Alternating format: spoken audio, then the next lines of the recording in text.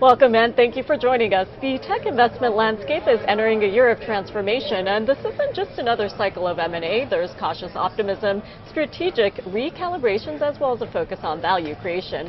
And with interest rates stabilizing, at least for now, evolving market dynamics, and also a new administration pushing for pro-business policies, investors from PE, VC, infrastructure funds, and also public markets are reassessing their strategies. The 2025 tech investment environment will likely feature more strategic decisions driven by long-term value. Joining me here at the New York Stock Exchange is Lou Basenese, the market strategist at the Basenese Group. Well, thank you so much for joining me. Great to be here. Well, first and foremost, as we kick off the new year and we're looking at the landscape here, tell me about what you're focused on when it comes to the tech and also, in particular, biotech startup space. Yeah, I think there's renewed optimism, right? So we went through almost a biotech freeze. We had too many companies that were founded, just led to a glut of opportunities that were really early stage, and the outcomes were not favorable. So we've worked through that backlog of unsuccessful startups, and now you're seeing new administration, new year, new opportunities in biotech and tech that I think you're seeing good money come from all angles, from VC, from PE, and also from public market investors. So it's really an ideal opportunity and set of market conditions to bring back some of the former winners that were, the leaders in the market that have been laggards. And I do want to ask you about a specific company in the biotech space, and that is eXoZymes. So tell us a little bit more about this company. Yeah, eXoZymes, full disclosure, I am a shareholder, so I am biased and conflicted in that way. But eXoZymes is one of those disruptive technology companies that came out of university that's really scaling into the public markets. And it's the next generation of what people probably know as synthetic biology. So we saw a lot of names like Ginkgo Bioworks and Gevo rise on the hopes that they could scale and then fall on the fact that they couldn't. I think eXoZymes comes along in the wake of that and they're saying, hey, we have a different approach, a different way to go about it, and they're proving that it works much more effectively. And it's coming to market at a really attractive valuation. So I think it offers an opportunity for investors that you really don't typically get in the public markets. And speaking of public markets and valuations, we are looking at elevated levels for the major U.S. stock averages. So opportunity is key. And for the layperson out there who might not be familiar with that term that you just mentioned, which is synthetic biology, break this down for us. Yeah, this is just a way of using nature to produce chemicals that are in everyday products. So if you think about fragrances and certain colognes or perfumes, there's chemicals that make those fragrances. Colorings in foods. If you think about drugs, I mean, all of us have some type of drugs that we take periodically, maybe antibiotics or other small molecules. So synthetic biology is a way to use nature to produce those key ingredients that are really valuable and essential to everyday life. The key distinction here is they're traditionally made with petroleum-based processes. So you can get away from the petroleum-based process and get into something that's much more sustainable, economical, environmentally friendly.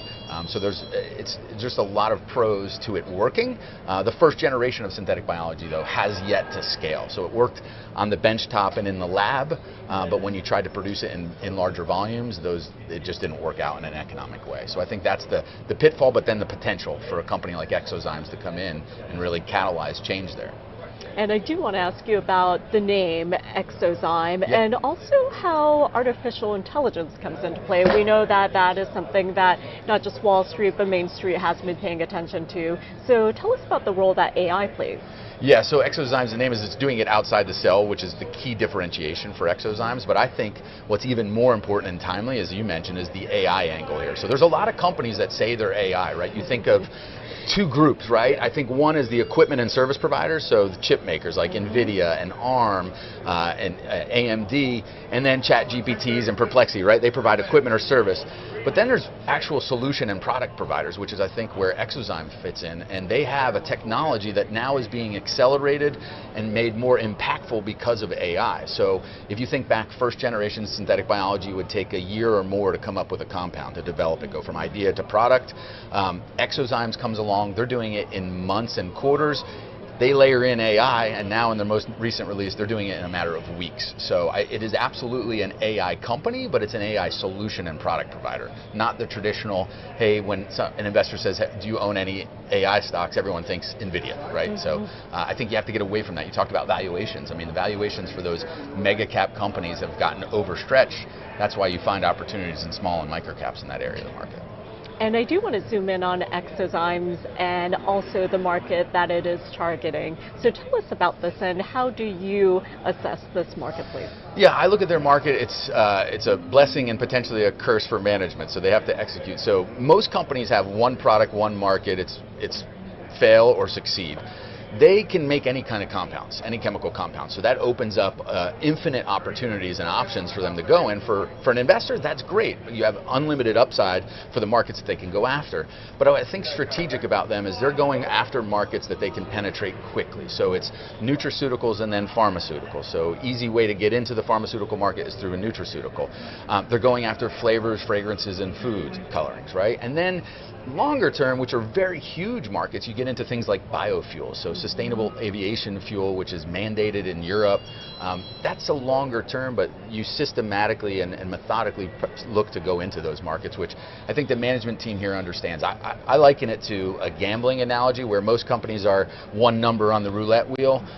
Because eXoZymes can target all those numbers, they really give you a way to play and win on all numbers.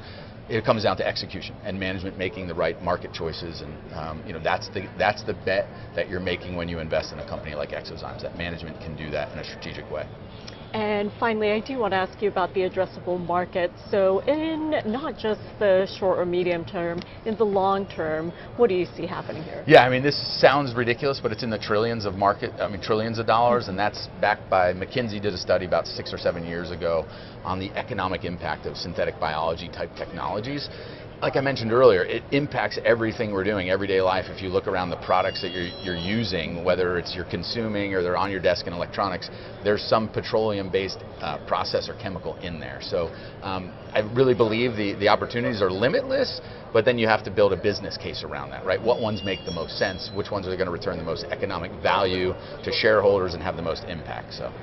Okay, Lou, well, it was a pleasure having you here. Thank you so much for joining me. Thanks for having me. And thank you for all of your insights.